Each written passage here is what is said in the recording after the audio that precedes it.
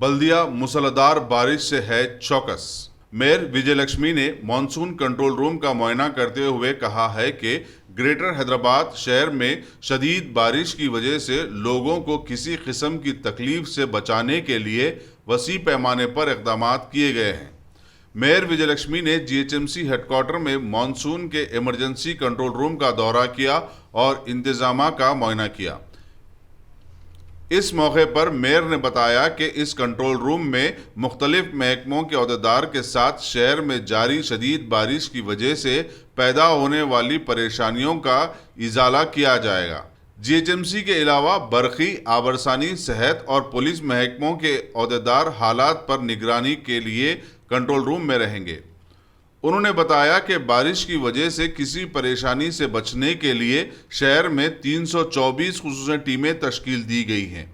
उन्होंने बताया कि शहर में पानी के ज़ख़ीर मौजूद इलाक़ों में वक्तन फ़वक्तन पानी निकालने के लिए 200 मोटर पंप रेडी हैं। उन्होंने बताया कि बारिश की वजह से शहर के सड़कों पर 3900 गड्ढे खड्डे हो गए थे और इनकी फौरी तौर पर मरम्मत कर दी गई है।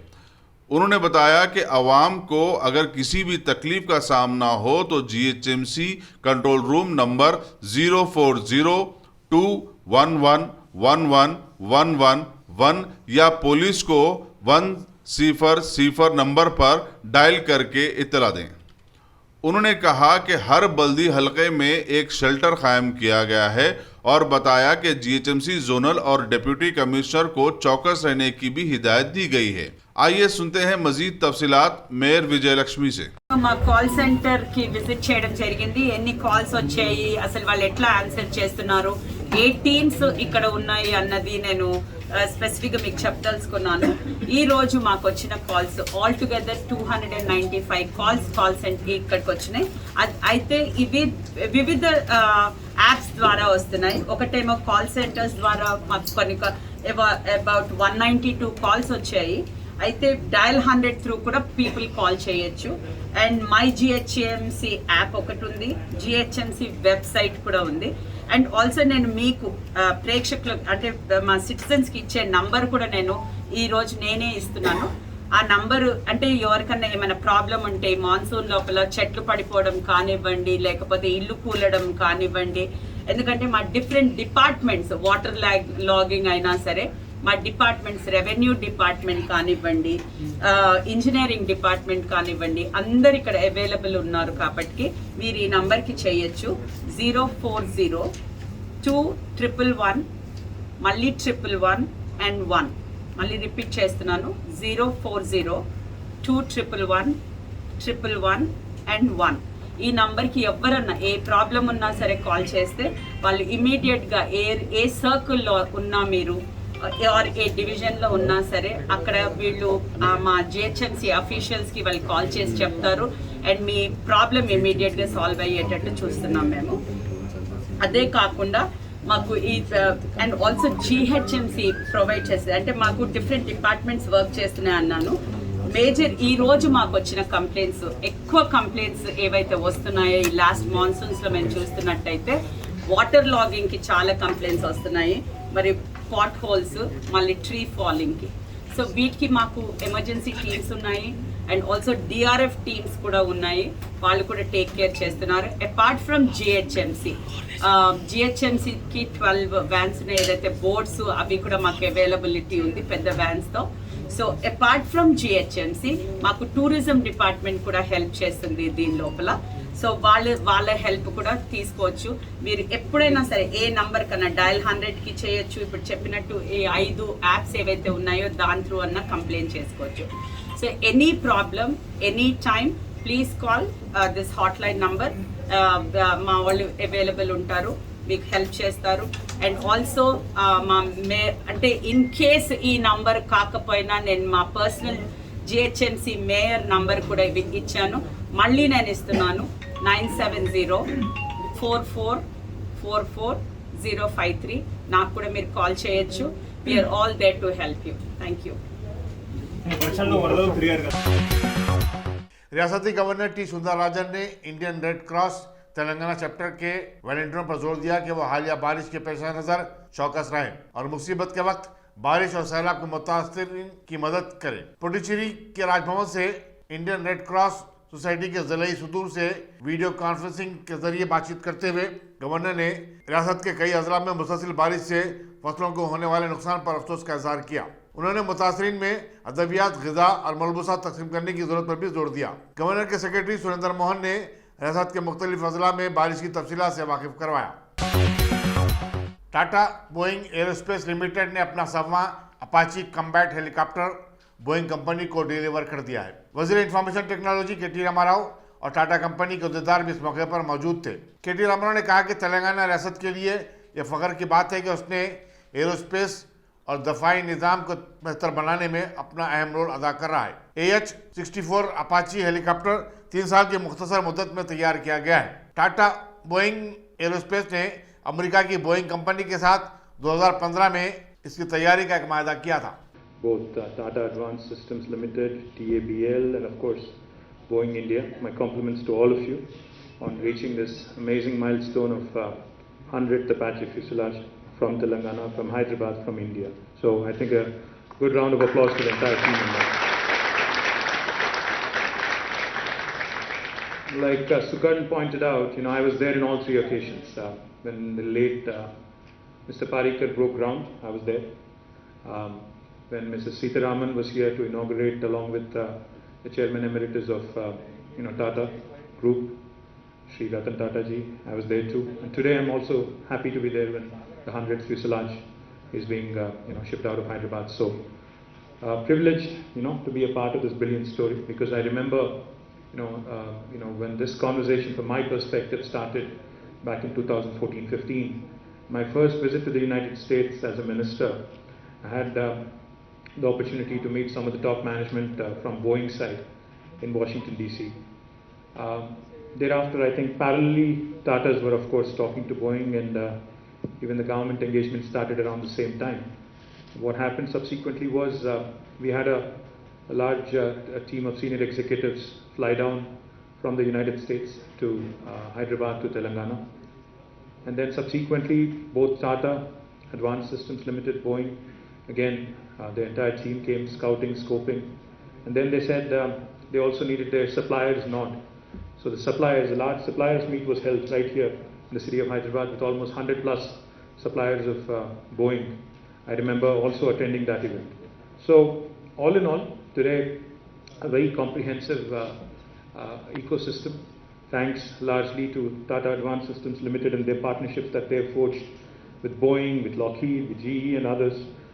Thanks to them that today Hyderabad really enjoys a great reputation in the aerospace and defense ecosystem. I'd be remiss not to mention Mr. Vijay Singh and the entire team of TASL. Thank you, sir, and thank you to the entire team of TABL. Sukarn, you've been guiding us from the very beginning. Thank you very much. Salil, he was just telling me, in fact, narrating a story rather. When the pandemic actually started back in March in India. Telangana Pradesh Congress committee के नायब सदर मल्लू रवि ने जमहूरी और पुरअमन अंदाज में एहतजाज करने पर पुलिस की जानिब से पार्टी कारकुनों की गिरफ्तारी के खिलाफ इंतबाह दिया और कहा कि पुलिस जानिबदाराना कार्रवाई कर रही है।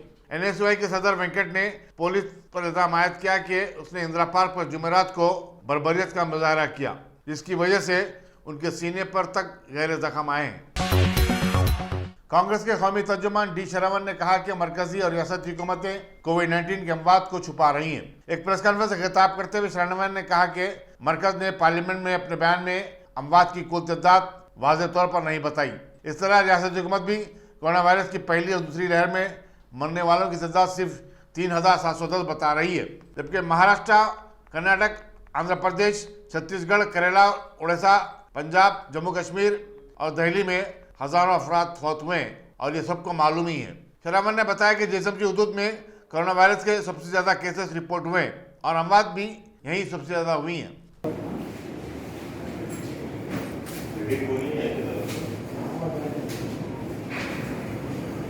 दरअसल झूठ के बुनियाद पर केसीआर साहब ने सियासत चला रहे, उसी सियासत को अमल करते हुए झूठ की बुनियाद पर हुकूमत चलाते हुए आखिरी में कोविड में जितने लोग भी मर गए उनका मौतों का संख्या भी झूठ करते हुए, कम बताते हुए एक तरफ केंद्र सरकार को मिसलीड किया है, दूसरी तरह जो है सो पूरे आवाम को भी गुमराह किया है। ये कांग्रेस पार्टी की तरफ से कंडेम कर रहे हैं। हमारी डेटा एनालिसिस ये बोलते हैं कि 1,13,500 करीब लोग जो है सो जून 30, 2021 तक मर गए हैं तेलंगाना में, मगर तेलंगाना हुकूमत बता रही है कि सिर्फ ये 3,700 लोग जो है सो मर गए बोल के तेलंगाना हुकूमत बता रहे हैं। कहाँ 1,13,000, कहाँ 3,700 लोग बोल के कांग्रेस पार्टी पूछ रहे हैं। इसके वजह से क्या नुकसान हो रहा है? कल के दिन सुप्रीम कोर्ट के वर्डिक्ट के वजह से नेशनल डिजास्टर मैनेजमेंट अथॉरिटी अगर जितने भी देश भर में कोविड की वजह से मर गए हैं उन लोगों को अगर कंपनसेशन दे दिया जाता है तो तेलंगाना में 1,13,000 लोगों को कंपनसेशन नहीं मिलेगा जिन लोग मर गए। सिर्फ 3,700 जो केसीआर साहब ने रिकॉग्नाइज किया उन लोगों को ही मिलेगा। दरअसल ये नाइंसाफी है। ये गवर्नमेंट एक तरफ ऑक्सीजन सिलेंडर नहीं दिए हैं ठीक तरीके से, बेड्स ठीक तरीके से अवेलेबल नहीं किए, ट्रीटमेंट ठीक तरीके से अवेलेबल नहीं किए, लोग मर रहे तो उन लोग जो है सो देखते बैठे हैं। और दूसरी तरफ जो केंद्र सरकार ने जब कंपनसेशन देने के लिए सामने आते हैं उस दौरान भी कम बताते हुए, मृत्युओं का संख्या कम बताते हुए जो है सो इन लोगों को नुकसान पहुंचाए। तो कांग्रेस पार्टी ने चीफ सेक्रेटरी को एक खत लिखी है। ये खत में जो है सो एक डेथ रिपोर्ट्स का ऑडिट कमेटी को एक अपॉइंट करना, वो कमेटी जो है सो पूरे हॉस्पिटलों में जितने भी कोविड वजह से मर गए हैं उन सब लोगों का रिपोर्ट्स को इंक्वायर करते हुए ये जो गलत आंकड़े जो हुकूमत ने बताया उसको सही करना बोल के हमारे तरफ से मांग। कारवन के मजलिसी असम्बली कौसर मुहिउद्दीन ने मुसलसल बारिश के चलते जिसम के चीफ इंजीनियर देवानंद के हमरा शाहतम तालाब का मायना किया। उन्होंने तालाब के भर जाने की सूरत में पानी की फिलफोर निकासी की जरूरत पर जोर दिया। टोली चौकी के कारपोरेटर हारून फरहान और दूसरे मजलिसी कायदीन भी इस मौके पर मौजूद थे। वहाँ पे एक बेंड दे दिए और बेंड भी निकल जाता है और वहाँ वाल भी है। जरा चक्कर लो, वो भी चक्कर लेके फिर बोलो। मैं ये पोल्यूशन का देख के बोलो। दिल्ली की जवाहरलाल नेहरू यूनिवर्सिटी में फारसी के प्रोफेसर सैयद ऐनुल हसन को मौलाना आज़ाद नेशनल उर्दू यूनिवर्सिटी का नया वाइस चांसलर मुकर्रर किया गया है। वो तदरीसी पेशे में 34 साल का तजुर्बा रखते हैं। ऐनुल हसन उर्दू यूनिवर्सिटी के 5वें वाइस चांसलर होंगे। जिले महबूबाबाद में मुसलसल बारिश से पैदाशुदा हालात का जायजा हासिल करने के लिए एक इजलास वज़ीर क़बायली बहबूद सत्यावती राठौर की ज़ेर सदारत मुनक़िद हुआ। इजलास में बताया गया कि जिले के 700 से ज़ायद तालाब लबालब हो चुके हैं और कई तालाबों का पानी सड़कों पर आने की वजह से आवाम को मुश्किलात का सामना करना पड़ा है। जिले हुकाम को किसी भी नागहानी वाक़े से निपटने के लिए चौकस व चौकन्ना रहने की हिदायत दी गई। इजलास में मकामी रुकन असम्बली शंकर नायक, जिला कलेक्टर अभिलाषा अभिनय, डिस्ट्रिक्ट फॉरेस्ट ऑफिसर रवि किरण, सुप्रिटेंडेंट पुलिस एन कोटी रेड्डी और दूसरे अहदेदार भी शरीक थे। जारिया मानसून के दौरान किसी भी नागहानी वाक़े को टालने के लिए जीएचएमसी मुतहरिक हो चुका है और इसी के मद्देनजर कटल मंडी नामपल्ली में बारिश के चलते एक मखदूश इमारत को बल्दिया के इमरजेंसी स्क्वाड ने मुनज़्ज़म कर दिया। हुकाम ने जेसीबी का इस्तेमाल भी किया और इस कार्रवाई से कबल अतराफ व अकनाफ के इलाके को सील कर दिया था। चीफ मिनिस्टर के चंद्रशेखर राव ने बंडा श्रीनिवास को Telangana state schedule caste development corporation का चेयरमैन मुकर्रर किया है। इस सिलसिले में अहकाम भी जारी कर दिए गए हैं। बंडा श्रीनिवास का ताल्लुक जिले करीमनगर के हुजूराबाद से है और वो मादिगा तबके से ताल्लुक रखते हैं। दरगाह हजरत बुध अली शाह उस्मानपुरे के करीब एक मकान में आग लग गई। आग इस कदर भयानक थी कि मकान पूरी तरह जलकर खाकसतर हो गया। पुलिस दबीलपुरा ने इस सिलसिले में एक मुकदमा दर्ज किया और मसरूफ़ तहक़ीक़ात है। राना बेगम है, मेरी बहन का घर है, ये छोटी बहन है मेरी मुतली फरीदा बेगम। और उनके घर में इससे पहले एक महीना भी कैमरे चोरी हो गए। कंप्लेंट करे डबल PS में कुछ एक्शन नहीं उठाए। फिर वापस कल रात में ऐसा हुआ, पूरा घर जला के लाख तोड़ के पूरा जेवर पैसा सब लेके चले गए लोग। 25 से 30 हज़ार रुपये थे, 1.5-2 तोले सोना था, लेके चले गए। आपके बहन का नाम? मेरी बहन का नाम फरीदा मुतली है, फरीदा बेगम है। कौन सी तरह का? सैयद बदली शहजद के। ये कब हुआ? ये कल रात में हुआ। 1 बज रहा था कई बार। 1:30 से 2 बजे के रात में, 1 बजे के रात में ऐसा कुछ हुआ। हमारे बाजू वाले फ़ोन करे, ऐसा ऐसा धुआं निकल रहा हुआ, तो हम वहाँ से आए। फिर क्या क्या जला मन? पूरा इसमें तो पूरा ए पूरा टू जल गया, जेड कुछ भी पूरा नहीं जल बचा गया, नहीं। कुछ नहीं है। फ्रिज है, हर चीज़, कपड़े लत्ते, सोना गायब है, पैसे गायब है, और सरकार के खिलाफा थे सो वो भी जल गए। आपकी बहन कहाँ है? अभी मेरी बहन रहमताबाद में है। आपने कंप्लेंट करा है? जी हाँ, कराए रहे कंप्लेंट, कहाँ पर करा है मैम? डबुलपुरा PS। रात में फाइनेंसर भी आए थे, वो आग बुझाए, सब करे लोग। हाँ, वो घर का ये पूरा लॉक तोड़ दिए, डोर का ये कड़ी तोड़ के, ये डोर की कड़ी तोड़ के पूरा, ये तोड़ के ये डोर की कड़ी तोड़ के पूरा जला के अंदर डाल के वो कर दिए लोग। आपका नाम है? मेरा नाम रेहाना बेगम। राजदुर्ग पुलिस और साइबर क्राइम पुलिस ने फर्जी वेबसाइट पर सस्ते फर्नीचर और दूसरी अशिया फरोख्त करने के नाम पर लोगों को धोखा देने वाले यूपी के मुतवत्तिन ऋषभ उपाध्याय को गिरफ्तार कर लिया है, जो कि बेंगलुरु से काम कर रहा था। पुलिस ने उसके कब्जे से 40 लाख रुपए की नकद रकम, 20 क्रेडिट कार्ड्स, 6 पासबुक और 2 लैपटॉप भी बरामद किए। कमिश्नर पुलिस हैदराबाद VC सजना ने बताया कि उपाध्याय के खिलाफ 380 से ज्यादा केसेस रजिस्टर हुए थे। సైబర్ క్రైమ్ ఆఫీషియల్స్ సైబరాబాద్ మరియు మాదాపూర్ రాయదుర్గం పోలీస్ ఆఫీషియల్స్ కలిసి ఒక జాయింట్ ఆపరేషన్ లో ఒక నోటోరియస్ ఫ్రాడ్స్టర్ ని అరెస్ట్ చేయడం జరిగింది. ఆమె ఫేక్ వెబ్సైట్స్ క్రియేట్ చేసి ప్రజలందరూ కూడా ఫేక్ వెబ్సైట్ ద్వారా మీకు గ్రోసరీస్ అమ్ముతాను, ఫర్నిచర్ సప్లై చేస్తానని చెప్పి వెబ్సైట్స్ ఓపెన్ చేసి డబ్బులు తీసుకొని మోసం చేయడం జరిగింది. చాలా మంది ఈ ఒక ఫేక్ వెబ్సైట్ ద్వారా మోసపోయి ఉంటారు. ఈయన బెంగళూరు కేంద్రంగా ఈ వ్యవహారం అంతా నడిపించారు. ఇప్పటిదాకా మన సైబరాబాద్ దాదాపు 9 కేసు అరెస్ట్ కావడం జరిగింది. మియాపూర్, రాయదుర్గం, మాదాపూరు, దుండిగల్, సనత్ నగర్, ఇంకా వేరే కమిషనరేట్స్ లో రాష్ట్రంలో వేరే రాష్ట్రం కూడా విక్టిమ్స్ ఉండొచ్చు ఈ ఒక ఫ్రాడ్స్టర్ది. ఆ ఫ్రాడ్స్టర్ పేరు రిషబ్ ఉపాధ్యాయ అలియాస్ చందన్. ఈయన వృత్తిపరంగా ఒక సాఫ్ట్వేర్ ఇంజనీరు, వెబ్ డెవలపరు. ఈయన native of Varanasi, Uttar Pradesh, resident of Bengaluru, Karnataka. అందరు కూడా తెలుసు, సైబరాబాద్ లో మార్చి నెల నుంచి ప్రతి ఒక్క పోలీస్ స్టేషన్ లో కూడా ఒక సెపరేట్ సైబర్ క్రైమ్ సెల్ ని ఓపెన్ చేసి ఒక SI లేదా అక్కడ ఉన్న DI నేతృత్వంలో 4 పోలీస్ కానిస్టేబుల్స్ ఈ ఒక సెల్లో పనిచేయడం జరుగుతుంది. ప్రతి ఒక్క వచ్చిన కంప్లైంట్ ని మనము రిజిస్టర్ చేయడం జరుగుతుంది. అంతకుముందు మన సైబరాబాద్ లో ఒకటే ఒక సైబర్ క్రైమ్ పోలీస్ స్టేషన్ ఉండేది. जलगांव जिले में घनपुर के मकाम पर RTC के सुपर लग्जरी बस को आग लग गई। ताहम इसमें सवार तमाम 22 मुसाफिरीन महफूज रहे। बताया जाता है कि बस हनमकुंडे से हैदराबाद आ रही थी। पुलिस के मुताबिक ये हादसा जुमे को दोपहर 3:30 बजे पेश आया। फायर फाइटर्स मकाम पर पहुंच गए और आग को बुझा दिया, लेकिन बस पूरी तरह जलकर खाकतर हो गई थी। स्टेशन घनपुर के MLA ए राजया ने मकाम पर पहुंचकर इसका मुआयना किया। वक्फ की 12 साल में एक इमारत तामीर न हो सकी, इसके ज़िम्मेदार कौन?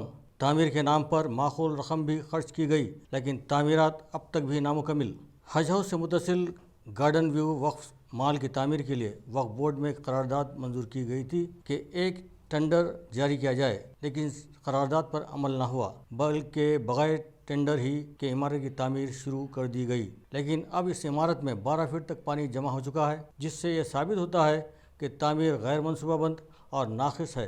अवामी शिकायत पर पानी के अखराज के लिए एक मोटर लगाई गई, लेकिन पानी के अखराज का कोई मुस्तकिल इंतज़ाम न होने के सबब इसमें दोबारा पानी जमा हो चुका है। इसमें बेशुमार मच्छरों की अफजाइश हो रही है और इस इमारत से मुत्तसिल ही माइनॉरिटी कॉरपोरेशन का सदर दफ्तर, उर्दू एकेडमी का सदर दफ्तर, हज कमेटी और वक्फ बोर्ड का सदर दफ्तर भी यहाँ कायम है, जिसमें सैकड़ों मुलाजिमीन बरसर खिदमत हैं और रोज़ाना अवाम अपने मसाइल को लेकर हज़ारों की तादाद में इन दफातर को पहुँचते हैं और मच्छरों से मुतासिर होकर डेंगू जैसी बीमारी से मुतासिर हो चुके हैं। ख़ुद इन दफातर का अमला भी मुतासिर हुआ है और अब तो कोविड ने भी मुतासिर करना शुरू कर दिया है और इससे भी मुलाजिमिन के इंतकाल कर जाने की इत्तलात हैं। वाज़ेह रहे कि इस इमारत की अराज़ी को हासिल करने और इमारत की तामीर के लिए जुमला अखराजात 60 से 62 करोड़ रुपए होने की इत्तलात हैं, लेकिन अब तक इससे 1 रुपये की भी आमदनी नहीं हुई। कहा जाता है कि इस इमारत को किराए पर देने के लिए कोशिश की गई, लेकिन कारपोरेट इदारों ने इस इमारत को किराए पर हासिल करने से इनकार कर दिया क्योंकि इसकी बुनियादों में मुस्तकिल पानी जमा रहता है, इसीलिए इसे इस्तेमाल करना ख़तरे से खाली नहीं है। इस इमारत की तामीर में लापरवाही के ज़िम्मेदार कौन है? हुकूमत तेलंगाना है या महकमे अक़लियती बहबूद या फिर वक्फ बोर्ड या फिर तीनों ही इसके ज़िम्मेदार हैं। इन हालात में हुकूमत और इस इमारत से मुताल्लिक़ तमाम महकमों को चाहिए कि संजीदगी का मुज़ाहरा करें और इमारत की तामीर फ़ौरी तौर पर मुकम्मल कर लें और इसे आमदनी का ज़रिया बनाएं। इस इमारत का इफ्तिताह करीबन 12 साल कबल आन जहानी राजशेखर रेड्डी चीफ मिनिस्टर आंध्र प्रदेश ने किया। अब 12 साल का अरसा गुजर चुका है और इमारत अब भी ज़ेर तामीर है। अगर हुकूमत चाहती तो इन 12 सालों में ऐसी 12 इमारतें तामीर कर सकती, लेकिन अक़लियतों के लिए एक इमारत तामीर न कर सकी। इस सिलसिले में जनाब अज़ीज़ पाशा साबिक़ राज्यसभा मेंबर कम्युनिस्ट पार्टी के अलावा उस्मानुल हाजरी ने भी नुमाइंदगी की, लेकिन अब तक कोई तामीरी काम शुरू न हो सका। अब देखना यह है कि इस इमारत की तामीर वक्फ बोर्ड के ज़िम्मे है या फिर रियासती वजारत अक़लियती बहबूद के ज़िम्मेदारी में आता है और ये लोग तामीरी काम अंजाम देंगे या इसे अपनी साबिक़ा रविश के मुताबिक वैसे ही छोड़ दिया जाएगा, ये तो वक्त ही बताएगा। आज मेरे साथ जनाब उस्मान अल हाजरी साहब जो दक्कन वक्फ सोसाइटी के प्रेसिडेंट हैं, वो भी मेरे साथ हैं। उनके साथ कई नौजवान हम ये देखने के लिए आए कि हज हाउस के बाजू जो दूसरी इमारत जो बुलंद क़ामत इमारत है 7 मंजिला G+7 और नीचे 2 है ना बेसमेंट है, तो बेसमेंट में पूरा पानी भरा हुआ है। तो अभी हम यहाँ आने से पहले एक मरतबा उनको चेयरमैन साहब को बोले कि चेयरमैन साहब आकर ये पानी जो इसमें है पूरी इमारत मखदूश होने के करीब है, आखिर है क्या? तो फ़ौरन PA को बोले, अरे फ़ौरन म्युनिसिपल कॉर्पोरेशन को बोलो फ़ौरन पानी निकालो। ताज्जुब होता है, ये बेतनाई जो है ना केयरलेसनेस का इंतहाई हुदूद के ऊपर है लोग। ये माइनॉरिटी कॉर्पोरेशन क्या, वक्फ क्या, ये तमाम लोग इतनी बुलंद क़ामत इमारत जिसके लिए कभी के ये लोग अच्छा करके इसको अगर किराए पे दिए होते तो लाखों रुपये इनको किराया आ सकता था। मैं तो सुना कि मल्टीनेशनल अपने लुलू के यूसुफ अली साहब है ना पूछे ये इमारत के लिए, इनकार कर दिए। तो वो ताज्जुब हुआ कि एक मल्टीनेशनल कंपनी का जो इंटरनेशनल फेम आदमी जो है ना, इसको अगर उन्होंने लिया रहता तो आज इसकी इमारत की शक्ल सूरत और उसका इस्तेमाल कुछ और ही होता और आपको घर बैठे जो है ना लाखों रुपये का 1 करोड़ तो कम से कम किराया मिल सकता था। तो कई बेवाओं को वजीफ़ा दे सकते थे, कई जो लोग जो है ना जो दर बदर की ठोकरें खा रहे हैं, बेरोज़गार हैं, जिनको कोई खर्च नहीं मिल रहा है, उसमें से खर्च दे सकते थे। तो इतना अच्छा आपके लिए आमदनी का ज़रिया, उसको इतनी चश्मपोशी मुझे समझ में नहीं आती। क्या हुकूमत है ना ये तमाम चीज़ों को नहीं देखती क्या? बाजू है वक्फ ऑफिस और जो है ना हमारे जो है ना पूरे मिल्लत के जो निगहबान हैं, रहबर हैं, वो लोग क्या करें मुझे समझ में नहीं है कि इतनी ज़बरदस्त इमारत वक्फ की जो इनके ज़माने में YS राजशेखर रेड्डी के ज़माने में कितने 67 करोड़ से बनाई गई, आज इसकी लागत देखें तो 600 करोड़ से ज़्यादा है। तो इसको जिस तरीके से छोड़ दिया गया है तो बहुत अफसोस होता है और ताज्जुब होता है। मैं यही, अगर हुकूमत के पास अक़लियती तबके के लिए थोड़ी सी भी हमदर्दी है, मैं कहूँगा कि फौरी इसको जंगी खतूत के ऊपर उसका काम करके इसको फ़ौरन जो है इमारत को एक ठहरा करें और उसका सही इस्तेमाल करें, या तो किराए पे दो या नहीं तो दूसरे कामों के लिए बहुत कुछ किया जा सकता है।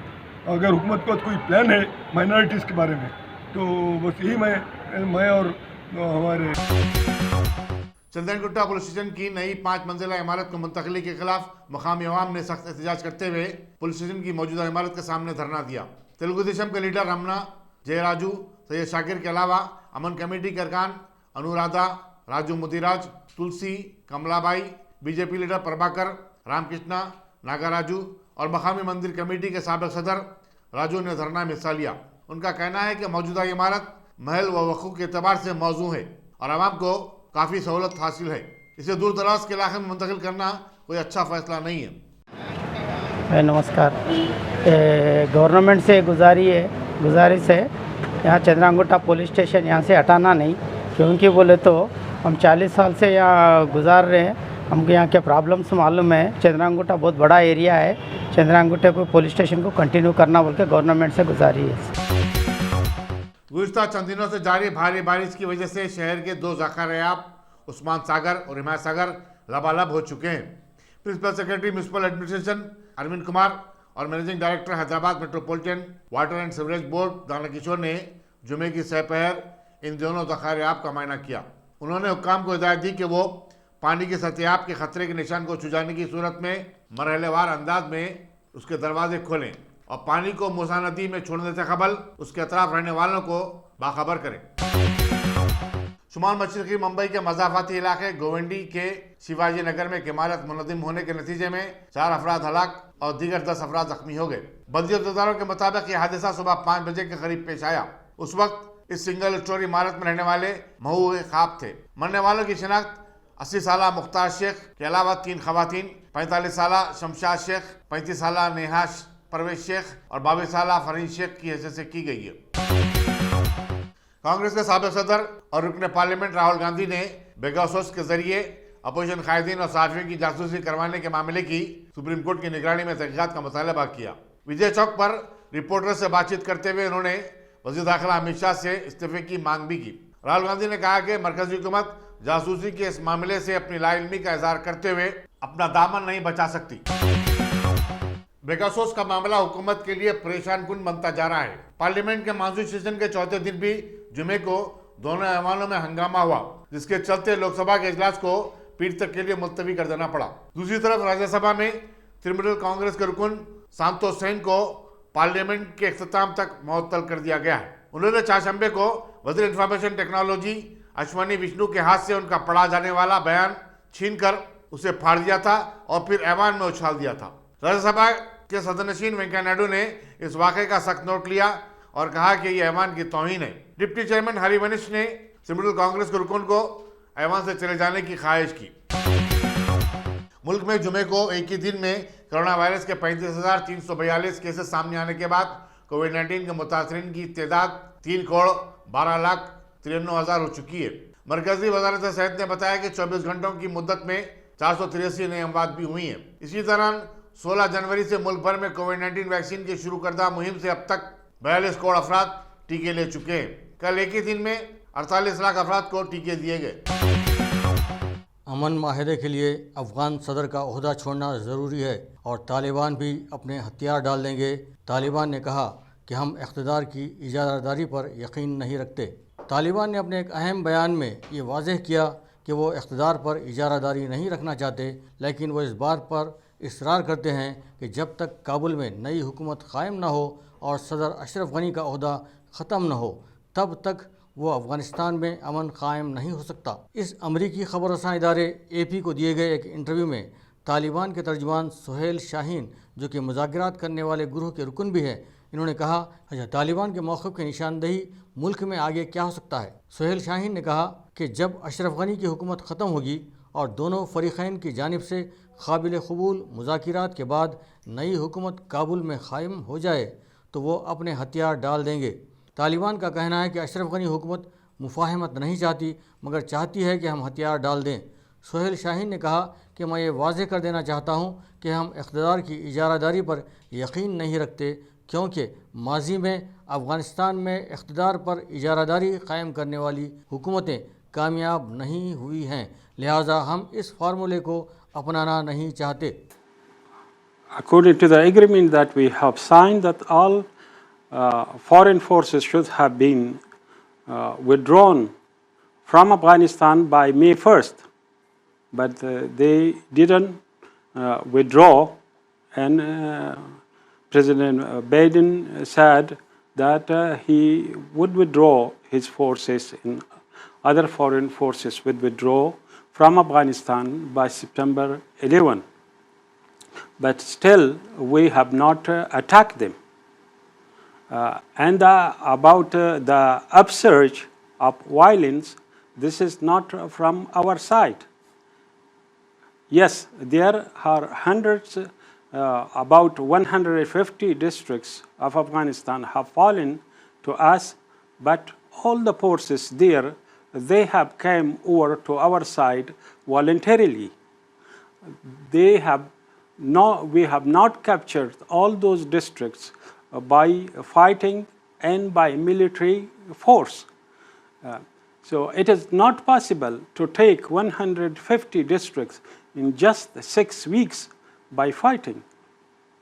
So this indicates that the security forces of the Kabul administration do not trust the administration, and that they do not want to continue the fighting, and they believe and know the veracity of the Islamic Emirate of Afghanistan as the freedom fighters of this country, as the real son of this country. That is why they are joining us in hundreds. Japan के दारुल हुकूमत Tokyo में Olympic games 2020 का जुमे को शानदार और रंगारंग तकरीब में आगाज हो गया। कोरोना वायरस की वबा के चलते जिसकी जद में सारे मुल्क आ गए थे, ये गेम 1 साल की ताखीर से शुरू हो रहा है। ये पहला मौका है कि जापान के कौमी स्टेडियम में ओलंपिक गेम्स देखने स्टेडियम में शायकीन मौजूद नहीं रहे। हिंदुस्तानी बॉक्सर मेरी कॉम और हिंदुस्तानी हॉकी टीम के कप्तान मनप्रीत सिंह की क़यादत में हिंदुस्तानी खिलाड़ियों का एक बड़ा जत्था ओलंपिक गेम्स में हिस्सा ले रहा है। मुख्तलिफ खेलों से वाबस्ता 288 हिंदुस्तानी खिलाड़ी ओलंपिक गेम्स में हिस्सा ले रहे हैं। मेरी कॉम और मनप्रीत सिंह ने आज 20 रुकनी खिलाड़ियों की टीम की क़यादत की, जिसने इफ्तिताई परेड में हिस्सा लिया। चीफ मिनिस्टर के चंद्रशेखर राव ने टोक्यो में शुरू होने वाले 32वें ओलंपिक गेम्स के लिए अपनी नेक तमन्नाओं का इजहार किया और कहा कि यकीन है कि हिंदुस्तानी खिलाड़ी ढेर सारे गोल्ड और सिल्वर मेडल्स अपने साथ लेके आएंगे। मरकजी वज़ीर स्पोर्ट्स अनुराग ठाकुर और वजारत स्पोर्ट्स के आला अहदेदार दिल्ली के मेजर ध्यानचंद नेशनल स्टेडियम में इफ्तिताई तकारीब का मुशाहिदा करने वालों में शामिल थे। Dynamic Success the Junior College. Enter to win. Masters in MPC and BPC. Integrated coaching for NEET, IIT, JEE. Separate block for girls. Better coaching, better planning, better environment with better results. Opposite Madanapet Mandi, Saeedabad, Hyderabad. Phone 04029701124. An Institute of Success Schools.